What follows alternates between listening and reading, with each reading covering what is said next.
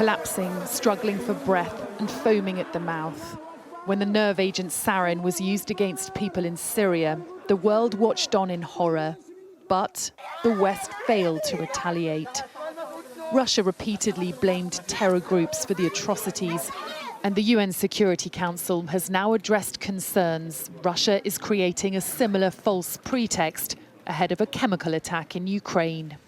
Russia asked the Security Council for today's meeting for the sole purpose of lying and spreading disinformation, and that is exactly what you have heard from the Russian PR this morning.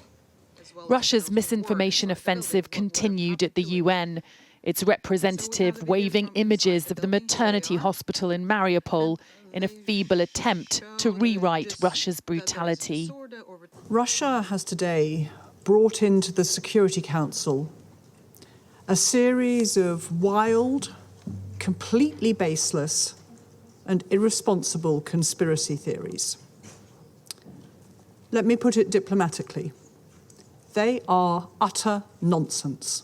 Pressure is now on President Biden to respond. I'm not going to speak about the intelligence, but Russia would pay a severe price if they use chemicals. While the White House has announced new measures to tighten the economic vice on Russia, there's a sense of paralysis in the West's response beyond sanctions.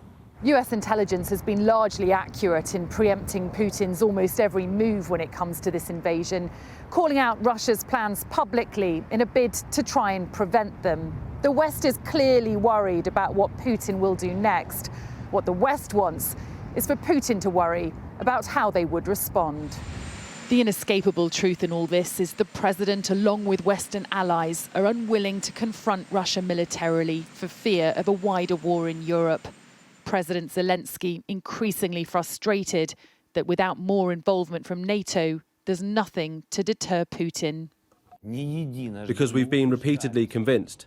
If you want to know Russia's plans, look at what Russia accuses others of. Russian strikes are getting ever closer to NATO's soil. Amid growing concerns of a chemical attack, the big question is how the West would respond. Sally Lockwood, Sky News, Washington.